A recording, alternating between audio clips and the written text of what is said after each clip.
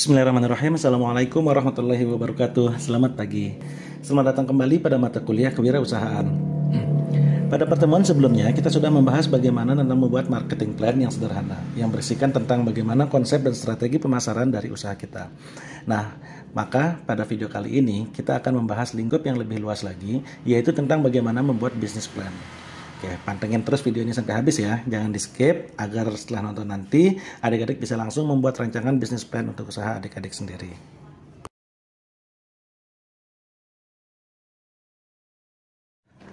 Apa sih yang dimaksud dengan bisnis plan? Secara sederhananya, bisnis plan itu adalah rencana bisnis atau rancangan bisnis yang dibuat dengan merangkum operasional bisnis secara keseluruhan. Nah, rancangan dalam bentuk dokumen yang kita buat ini akan kita jadikan acuan dalam menjalankan usaha kita, mulai dari rencana, implementasi, hingga evaluasi ke depannya. Karena bisnis plan ini akan selalu kita jadikan acuan ke depannya, maka sudah sepatutnya kita benar-benar serius dalam membuat bisnis plan. Harus benar-benar matang, tidak bisa asal saja, karena ketika ada sesuatu hal yang tak terduga dalam usaha kita akan lebih mudah mencari jalan keluarnya. Selain itu, dengan adanya bisnis plan ini, ketika kita membutuhkan investor untuk menyuntikkan dana ke usaha kita akan lebih mudah untuk meyakinkan mereka agar mau berinvestasi pada usaha kita. Dan para calon investor pun akan memiliki acuan sebagai gambaran ya, bagaimana potensi usaha kita. Apakah akan membuat mereka untung atau tidak ke depannya. Oke, kita langsung saja masuk ke pembuatan bisnis plan ya. Format bisnis plan yang akan kita jadikan contoh pada materi hari ini adalah format dari Kompetisi Bisnis Mahasiswa Indonesia atau KBMI tahun 2021. Pada video penjelasan materi modal dan legalitas sebelumnya, saya pernah membahas tentang sumber pendanaan yang berasal dari kompetisi modal usaha yang dilakukan oleh beberapa pihak. Salah satunya yang diadakan oleh Direktorat Belmawa Kemenristek-Dikti yang ditujukan untuk mahasiswa seluruh perguruan tinggi se-Indonesia. Jadi nanti jika adik-adik ingin ikut dalam kompetisi tersebut, adik-adik sudah ada gambaran bagaimana membuat bisnis plan dengan format yang mereka berikan.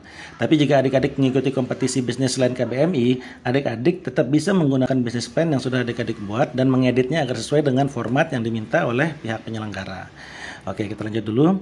Ada beberapa hal yang harus kita tuliskan dalam membuat bisnis plan dalam format KBMI, yaitu yang pertama biodata pengusul, tujuan, kemudian pelanggan, yang keempat adalah produk, yang kelima pemasaran, kemudian ada SDM, yang ketujuh keuangan, dan yang kedelapan adalah lampiran. Nah, kita coba bahas satu persatu ya. Yang pertama adalah biodata pengusul. Pada bagian biodata pengusul, kita hanya perlu menuliskan nama usaha kita, nama ketua dan anggota tim yang terjun dalam usaha dan pembuatan bisnis plan, kemudian nama dosen pembimbing dan asal perguruan tinggi. Jika adik-adik mengikuti program kompetisi bisnis ya di luar KBMI gitu, selain KBMI gitu ya, mungkin hanya cukup untuk menampilkan nama usaha dan nama ketua tim dan anggota yang terjun dalam usaha dan pembuatan bisnis plan saja. Tidak perlu nama dosen pembimbing dan asal perguruan tinggi. Nah, kemudian yang kedua yaitu tujuan.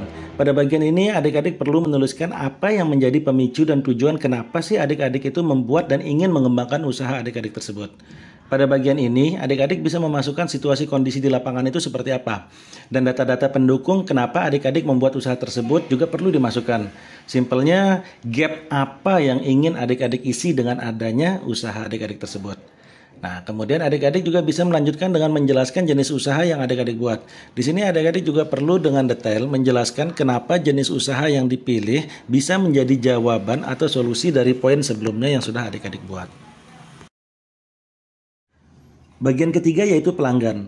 Pada bagian ini, adik-adik perlu dengan detail menjelaskan segmentasi, targeting, dan positioning usaha yang adik-adik buat di pasar itu seperti apa dan siapa saja pelanggan potensial bagi usaha kita. Mungkin ada yang belum terlalu paham ya. Sebelum lanjut, saya akan coba jelaskan sedikit tentang segmentasi, targeting, dan positioning atau yang biasa disebut STP dalam pemasaran. Segmentasi adalah proses mengelompokkan bagian-bagian pasar yang berperilaku sama dari keseluruhan pasar yang beragam. Secara umum, tujuan segmentasi pasar ini adalah untuk memperoleh bagian pasar yang mempunyai karakter dan perilaku yang lebih seragam. Nah, untuk melakukan segmentasi pasar, kita bisa menggunakan pendekatan seperti demografis, yaitu pendekatan yang mendasarkan pada atribut pribadi audiens ya kita nyebutnya, seperti usia, jenis kelamin, pendidikan, pekerjaan, atau status perkawinan. Kemudian ada juga dengan pendekatan geografis, pendekatan ini mendasarkan segmentasi pelanggan itu berdasarkan di mana tempat mereka tinggal, wilayah mana tempat mereka tinggal gitu ya, apakah di kota atau lingkungan tertentu. Kemudian yang ketiga psikografis. Pendekatan ini mendasarkan segmentasi pasar itu pada kepribadian, nilai-nilai atau gaya hidup tertentu. Dan yang terakhir yaitu perilaku. Pendekatan ini mendasarkan segmentasi pasar itu dengan mengelompokkan orang berdasarkan cara mereka menggunakan produk, loyalitas akan produk atau manfaat yang mereka cari dari produk yang mereka gunakan. Oke, kemudian yang kedua adalah targeting. Targeting ini adalah menentukan segmen mana yang akan menjadi target pemasaran kita. Dalam melakukan targeting, kita harus berpikir secara realistis ya. Kita harus mengevaluasi potensi dan daya tarik pada masing-masing segmen yang telah kita kelompokkan tadi. Nah, mana yang benar-benar menguntungkan secara komersial bagi usaha kita. Nah, untuk mempermudah melakukan targeting ini, ada beberapa hal yang harus kita pertimbangkan. Yaitu yang pertama, ukuran. Seberapa besar sih segmentasi pasar tersebut dan seberapa besar potensinya untuk bertumbuh di masa depan. Kemudian yang kedua, profitabilitas. Segmen mana yang memiliki potensi untuk menghasilkan keuntungan lebih tinggi bagi usaha kita. Nah, yang ketiga adalah aksesibilitas. Seberapa mudah atau sulit bagi kita untuk mencapai segmen target pasar kita tersebut. Kita juga perlu mempertimbangkan segala hambatan yang ada ketika kita harus mengkomunikasikan pesan pemasaran ke segmen pasar yang telah kita targetkan. Nah, yang terakhir adalah positioning. Tahap positioning ini sederhananya dapat diartikan menentukan bagaimana usaha kita direpresentasikan dalam benak pelanggan potensial. Ya, tujuannya tentu agar usaha kita itu bisa dilihat lebih unggul dari kompetitor. Nah, untuk mempermudah kita dalam merumuskan positioning, ada 2 tips yang bisa kita gunakan, yaitu yang pertama, tawarkan solusi. Kita perlu mengecek kembali kebutuhan dan potensi masalah atau hambatan dari masing-masing segmentasi pasar yang telah kita buat tadi.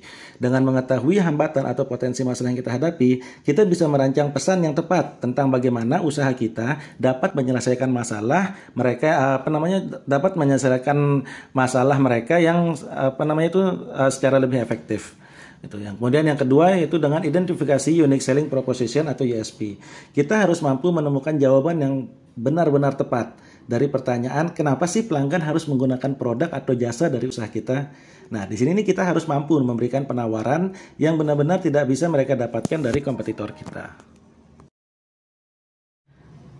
Kemudian produk. Pada bagian ini, adik-adik perlu menjelaskan apa masalah yang dihadapi calon pelanggan dan apa solusi yang ditawarkan oleh usaha kita. Kemudian kita juga diharuskan menjelaskan secara detail produk atau jasa yang kita tawarkan dan apa kelebihan produk atau jasa yang kita tawarkan dibandingkan dengan kompetitor kita. Nah, di sini kita juga harus merinci siapa saja sih kompetitor kita, apa kelebihan dan kekurangannya. Nah, jika adik-adik mampu mengidentifikasi unique selling proposition dalam menentukan positioning pada bagian sebelumnya tadi itu, adik-adik pasti dengan mudah bisa menuliskan poin-poin ini ya. Adik-adik juga bisa menggunakan analisis SWOT dalam menjelaskan poin-poin ini agar lebih jelas dan terarah. Selain poin-poin tadi itu, pada bagian ini kita juga perlu menjelaskan bagaimana dan apa saja aktivitas atau proses dalam membuat produk atau menawarkan jasa dari usaha kita. Dan apa saja bahan baku dan peralatan yang dibutuhkan untuk menunjang usaha kita tersebut.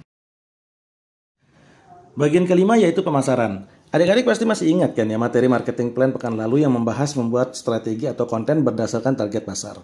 Nah, pada bagian ini adik-adik bisa menjelaskan nih dengan detail bagaimana strategi yang adik-adik gunakan. Apakah menggunakan media sosial atau tidak? Jika menggunakan, media sosial apa saja yang digunakan? Fungsi masing-masing media sosial dan konten yang ditampilkan itu seperti apa dan apa tujuannya? Nah, selain itu, apakah adik-adik akan melakukan branding kepada mitra yang potensial atau tidak? Jika iya, bagaimana peran mereka? Itu semua adik-adik jelaskan dengan detail dan menarik pada bagian ini. Selain itu, adik-adik juga perlu menjelaskan bagaimana standar operasional prosedur dalam menghadapi komplain dari pelanggan itu seperti apa. Kemudian, apakah ada bagian khusus yang menangani masalah tersebut atau tidak. Pada bagian sumber daya manusia, kita perlu menggambarkan struktur organisasi usaha kita. Siapa yang bertanggung jawab pada produksi, siapa yang bertanggung jawab pada pemasaran, siapa yang bertanggung jawab pada penjualan, siapa yang bertanggung jawab pada customer service, dan masih banyak lagi yang lainnya. Tapi ini harus benar-benar disesuaikan dengan bentuk usaha kita ya. Apa adanya aja. Kalau kata anak Twitter tuh jangan ngadi-ngadi lah ngebuatnya. Nah, pada bagian ini kita tidak hanya menuliskan namanya saja, kita juga perlu menggambarkan job description dan target yang harus dicapai oleh masing-masing penanggung jawab tersebut. Bagian ketujuh itu yaitu keuangan. Tadi saya hampir lupa menjelaskan di awal bahwa program KBM ini dikhususkan untuk usaha mahasiswa yang sudah berjalan selama minimal 6 bulan ya. Jadi pada bagian keuangan bisnis plan format KBM ini, kita diminta untuk menyertakan laporan laba rugi dan arus kas real selama 6 bulan sebelumnya. Nah, lalu apakah program kompetisi modal usaha lain juga seperti KBMI? Bisa iya, bisa tidak, tergantung penyelenggaranya ya. Tapi bagi penyelenggara yang tidak memberikan syarat apakah usaha sudah berjalan atau belum, biasanya juga akan meminta untuk memasukkan poin-poin ini, tapi hanya dalam bentuk proyeksi saja. Selain itu, kita juga diminta untuk menuliskan sumber modal atau investasi awal usaha kita itu dari mana saja. Dan juga mengisi rencana anggaran biaya atau RAB yang berisikan biaya sarana prasarana, peralatan, bahan baku, operasional, dan lain sebagainya. Contohnya bisa adik-adik perhatikan di layar ya. Jika tidak kelihatan karena terlalu kecil, tenang aja. Nanti format laporan laba rugi, arus kas, dan RAB yang dipersyaratkan dalam KBMI sudah saya sertakan di Spada. Adik-adik bisa download dan mengeditnya sesuai dengan kebutuhan. Nah, untuk bisnis untuk bisnis plan format KBMI sekarang ini, kita tidak diminta untuk membuat analisa keuangan seperti break-even point, payback period, dan net present value, dan internal rate of return ya. Tapi nggak tahu juga ke depannya apakah format ini akan berubah atau tidak. Tapi biasanya penyelenggara pasti akan meminta kita untuk memasukkan setidaknya paling minimalnya ya break-even point lah. Nah, oleh karena itu, walaupun format bisnis plan yang kita gunakan pada materi ini adalah format KBMI yang tidak meminta analisis keuangan tersebut, tidak ada salahnya jika kita bahas sedikit saja bagaimana menghitung BEP, payback period, NPV, dan IRR. Kita mulai dari analisa break-even point atau BEP dulu ya. Break-even point atau BEP adalah titik di mana jumlah pendapatan sama dengan modal yang dikeluarkan. Dalam arti lain, kondisi usaha kita tidak mendapatkan untung atau rugi sama sekali walaupun ada terjadi penjualan. Ini bisa terjadi apabila jumlah penjualan kita hanya bisa untuk menutupi biaya tetap dan biaya variabel. Nah, apa manfaat dari menggunakan analisa BEP? Nah, manfaatnya itu ada banyak ya, di antaranya itu adalah untuk mengetahui jumlah penjualan minimum yang harus dipertahankan perusahaan agar tidak mengalami kerugian. Kemudian yang kedua bisa juga untuk mengetahui jumlah penjualan yang harus dicapai untuk memperoleh tingkat keuntungan tertentu. Nah, kemudian yang ketiga mengetahui seberapa jauh berkurangnya penjualan agar perusahaan tidak menderita kerugian. Yang keempat mengetahui bagaimana efek perubahan harga jual, biaya, dan volume penjualan. Dan yang terakhir menentukan bauran produk yang diperlukan untuk mencapai jumlah laba yang ditargetkan. Oke, kita langsung contoh aja ya.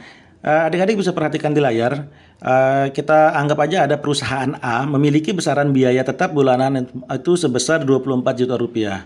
Kemudian ada biaya variabel per unitnya sebesar 30.000 rupiah dan harga jual per unitnya itu 50.000 rupiah. Nah, sekarang kita coba masukkan ke dalam rumus BEP unit.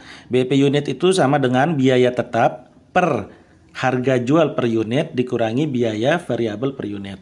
Nah, di situ kan kita bisa lihat biaya tetapnya adalah 24 juta. Nah, kemudian dibagi dengan harga jual per unitnya 50.000 dikurangi biaya variabel per unitnya 30.000. Jadi untuk BEP unitnya adalah sebesar 1.200 unit. Nah, jadi perusahaan A harus menjual produknya itu sebesar 1.200 unit hanya untuk mencapai titik impas. Titik di mana perusahaan tersebut tidak mengalami untung maupun rugi. Artinya, jika ingin mendapatkan keuntungan, maka perusahaan A ini harus menjual produknya itu melebihi 1.200 unit dalam sebulan. Nah, kemudian coba kita masukkan ke dalam rumus BEP rupiah untuk mengetahui berapa sih besaran penjualan dalam rupiah yang harus diterima perusahaan A hanya untuk berada di titik impas.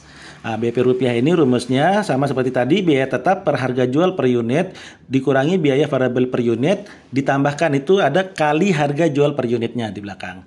Oke, kita masukkan biaya tetapnya 24 juta dibagi 50.000 harga jual per unit dikurangi biaya variabel per unitnya 30.000 kali 50.000. Berarti yang tadi itu 1.200 unit itu dikali 50.000 sama dengan 60 juta rupiah. Nah, sampai di sini kita sudah tahu ya, untuk hanya sampai pada titik impas perusahaan A ini harus menjual 1.200 unit atau sebesar 60 juta rupiah. Nah, jika di bawah itu mereka perusahaan A ini sudah pasti akan mengalami kerugian, demikian pula sebaliknya. Nah, lalu bagaimana jika kita ingin mendapatkan target laba? Misalnya katakanlah perusahaan A itu ingin menargetkan laba sebesar 6 juta rupiah per bulannya. Kita bisa masukkan target kita ke dalam rumus tadi. BEP per unit sama dengan biaya tetap tambah target laba per harga jual per unit dikurangi biaya variabel per unit. Nah, tadi kan biaya tetapnya 24 juta, ditambahkan target laba yang diinginkan berapa? 6 juta ya, berarti 30 juta dibagi 50 kurang 30.000, 20.000 sama dengan BEP unitnya 1.500. Nah, sedangkan untuk BEP rupiahnya dikalikan 5.000 sama dengan dikalikan 50.000 sama dengan 75 juta rupiah. Nah, jadi jika perusahaan A ingin mendapatkan untung sebesar 6 juta rupiah per bulan, maka perusahaan tersebut harus mampu menjual produknya sebanyak 1.500 unit per bulan atau jika dirupiahkan sebesar 75 juta rupiah. Hal ini bisa kita otak-atik lagi ya. Jika kita merasa jumlah penjualan tersebut sangat tidak masuk akal bagi usaha kita yang baru terbentuk, nggak ada salahnya jika kita mengotak-atik kembali besaran komponen biaya tetap per bulannya. Nah, untuk mempermudah dalam mengotak-atik BEP, adik-adik bisa menggunakan bantuan Excel agar tidak terlalu banyak memakan waktu. Nah, sekarang kita lanjut ke analisa payback period atau PP. Payback period adalah jangka waktu yang kita butuhkan untuk mengembalikan modal yang sudah kita atau investor keluarkan. Jadi sederhananya itu periode pengembalian modal ya. Payback period sering digunakan oleh para pemilik modal untuk memutuskan apakah usaha kita ini layak untuk diberikan modal atau tidak, gitu kan? Apakah baliknya itu bakal lama atau enggak. Nah, kita langsung masukin contoh aja ya. Nah, ceritanya perusahaan A tadi itu memutuskan untuk menerapkan teknologi dalam proses produksinya. Untuk mengurangi biaya tenaga kerja langsung dan memproduksi lebih banyak produk, perusahaan A menginvestasikan dana sebesar 300 juta untuk membeli peralatan. Setelah memproyeksikan cash flow atau aliran keluar masuk kas 6 tahun ke depan, didapatkan data cash flow sebagaimana data dalam tabel yang di layar ya. Kira-kira berapa lama ya kira-kira itu periode pengembalian modal yang 300 juta tadi itu berdasarkan tabel itu. Nah, di sini kita bisa menggunakan rumus payback period. Payback period itu sama dengan N tambah A min B per C min B dikali 1 tahun, di mana N itu adalah tahun terakhir di mana jumlah arus kas masih belum bisa menutupi investasi mula-mula. Nah, kemudian A di situ adalah jumlah investasi mula-mula, B jumlah kumulatif arus kas pada tahun ke N, tahun terakhir di mana jumlah arus kas itu masih belum bisa menutupi investasi awal tadi ya. Kemudian yang C adalah jumlah kumulatif arus kas pada tahun ke N tambah 1. Berarti 1 tahun setelahnya ya. Nah, sekarang kita tinggal masukkan saja angkanya. Payback period sama dengan N tambah A min B per C min B kali 1 tahun. Nah, di situ tadi N-nya itu tahun terakhir di mana jumlah arus kas masih belum bisa menutupi investasi mula-mula itu ada pada tahun keempat ya. Di situ masih cash flow kumulatifnya itu masih hanya 270 juta. Masih di bawah investasi awal yang sebesar 300 juta. Itu kemudian kita kurangi dengan B jumlah investasi mula-mula yaitu 270 juta. Jadi 300 juta dikurangi 270 juta kemudian dibagi C min B. C itu adalah jumlah kumulatif arus kas pada tahun N plus 1. N plus 1 di situ berarti ada pada tahun kelima ya. Jumlah cash flow kumulatifnya 338 juta dikurangin 270 juta baru dikali 1 tahun. Nah, di situ kelihatan sudah angkanya 4 ditambah 30 juta dibagi 68 juta kali 1 tahun. Di mana hasilnya itu adalah 4,441 tahun atau kalau kita bulatkan itu selama 4 tahun 5 bulan. Nah, jadi modal investasi sebesar 300 juta tadi itu akan kembali pada tahun ke-4 lebih 5 bulan. Selanjutnya adalah analisa net present value atau yang biasa disebut dengan NPV. NPV adalah selisih antara nilai sekarang dari arus kas yang masuk dengan nilai sekarang dari arus kas yang keluar pada periode waktu tertentu. Secara sederhana, NPV adalah perkiraan keuntungan yang didapatkan sebuah usaha di masa depan jika kita menanamkan modal dengan nilai uang pada saat ini. Nah, NPV biasa digunakan dalam penganggaran modal untuk menganalisa profitabilitas dari sebuah investasi. Untuk menghitungnya kita bisa menggunakan rumus NPV sama dengan dalam kurung C1 per dalam kurung 1 tambah R tutup kurung ditambah C2 per 1 tambah R pangkat 2. Kenapa pangkat 2? Karena itu C2 ya, cash flow-nya tahun kedua. Kemudian ditambah C3 per dalam kurung 1 tambah R pangkat 3 tambah C3 per 1 tambah R dalam kurung pangkat 4 dan seterusnya sampai dengan CT atau arus kas pada tahun terakhir atau tahun periode. Angka T tentunya ya. Kemudian dikurangin C0 yaitu besaran investasi tahun ke-0 atau awal. Nah, adapun hasilnya nanti akan menentukan apakah investasi yang dilakukan hari ini akan memberikan keuntungan pada akhir periode atau kerugian. Oke, kita langsung contoh ya. Perusahaan taat tadi itu masih ingin mengetahui berapa keuntungan yang akan didapatkan di masa yang akan datang dengan menginvestasikan dana sejumlah 300 juta untuk peralatan tadi. Nah, data proyeksi cash flow atau arus kasnya masih sama dengan yang tadi dan ditambahkan tingkat suku bunga bank untuk saat ini adalah sebesar 8%. Oke, di situ bisa adik-adik lihat di tabelnya ya. Untuk cash flow total investasinya sebesar 300 juta dan tingkat suku bunganya 8%. Nah, untuk mengetahui NPV-nya, kita tinggal masukin aja angka-angka tersebut ke dalam rumus NPV tadi. NPV sama dengan C1 tambah dibagi 1 tambah R, terus C2 tambah 1R dan seterusnya itu. Maka nanti ingat ya tadi C1 itu adalah cash flow pertama ya yang 600 juta dibagi 1 tambah R tingkat suku bunga yang 8%.